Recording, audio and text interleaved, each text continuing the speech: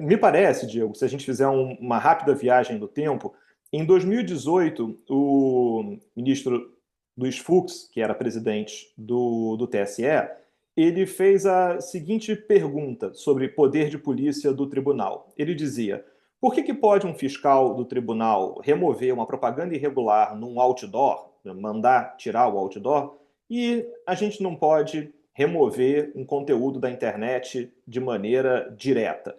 Esse é o exercício do chamado poder de polícia. De lá para cá, o tribunal acabou seguindo o caminho de fazer um acordo com as plataformas.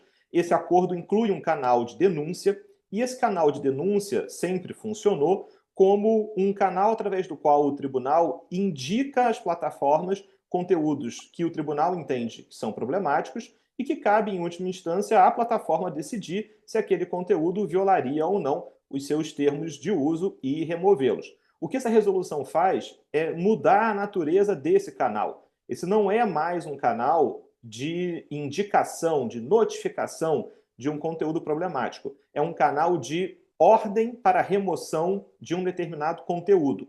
Um ponto de atenção que a gente vai precisar entender melhor com relação a essa resolução é se ela é uma resolução que faz com que uma decisão do colegiado do TSE chegue para as plataformas e as plataformas têm que remover esse conteúdo em até 2 horas. Caso contrário, elas vão sofrer uma multa de 100 mil a 150 mil reais por hora de descumprimento, ou se, na verdade, a gente está falando de uma situação de uma decisão monocrática, ou seja, a própria presidência do tribunal poderia entender que determinados conteúdos são ilícitos e, com isso, a própria presidência do TSE notifica as plataformas e elas têm 2 horas para remover esse conteúdo. Se for esse segundo caso, o que a gente pode esperar muito proximamente é que todas as críticas envolvendo o inquérito das fake news, em que a gente está muito acostumado a ver esse debate acontecer, sobre o judiciário agir de uma maneira sem provocação sobre determinadas situações,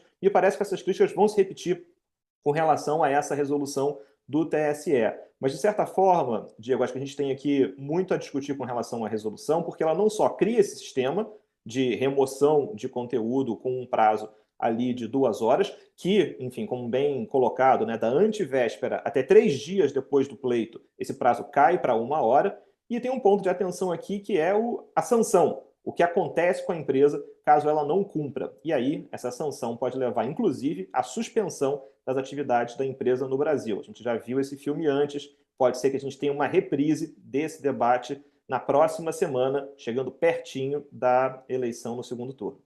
Essa retirada do ar é por um período, não é? O período equivalente ao que a notícia ficou no ar, seria isso, né? Então, Diego, eu acho que a gente tem um dispositivo na resolução que faz com que, em caso de não cumprimento de maneira reincidente por parte das plataformas, as plataformas em si podem vir a ser suspensas do Brasil como um todo. A gente tem duas medidas na resolução. Uma diz o seguinte: o usuário da plataforma que de maneira recorrente espalha desinformação, essa pessoa pode ter a sua conta suspensa. Mas, além disso, eu tenho o fato que olha para a plataforma em si.